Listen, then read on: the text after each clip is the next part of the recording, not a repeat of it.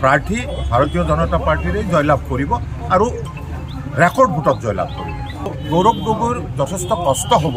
ইয়াৰ আগেয়ে তেখেত কলিয়াবৰত আছিল, গতিকে তাত এটা ভোট বেংক আছিল। এতিয়া যোৰহাটত তেখেতে কোনো ভোট বেংক নাথাকিব, তাৰ কাৰণে যথেষ্ট কষ্ট কৰিব লাগিব।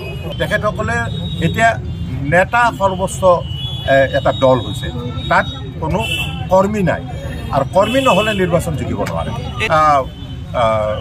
ধুবুৰী, কৰিমগঞ্জ আৰু আমাৰ নগাঁও, এই তিনিখন আসন আমি যথেষ্ট প্ৰত্যাহ্বানমূলক, আমি যথেষ্ট কষ্ট কৰিব লাগিব।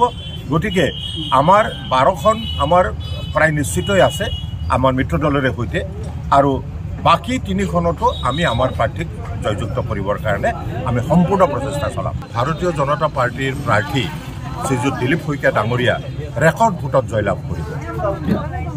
আৰু মইতো ভাবোঁ যে কংগ্ৰেছৰ যিজন প্ৰাৰ্থী আমাৰ পূৰ্ব সাংসদ মাধৱ ৰাজবংশী ডাঙৰীয়া অতি দুৰ্বল প্ৰাৰ্থী।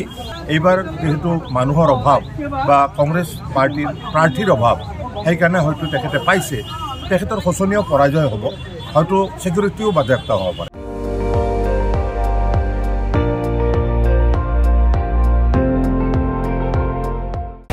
আপুনি চাই আছে ND24, সৰ্বশ্ৰেষ্ঠ নহয় সৰ্বোত্তমৰ দৌৰত।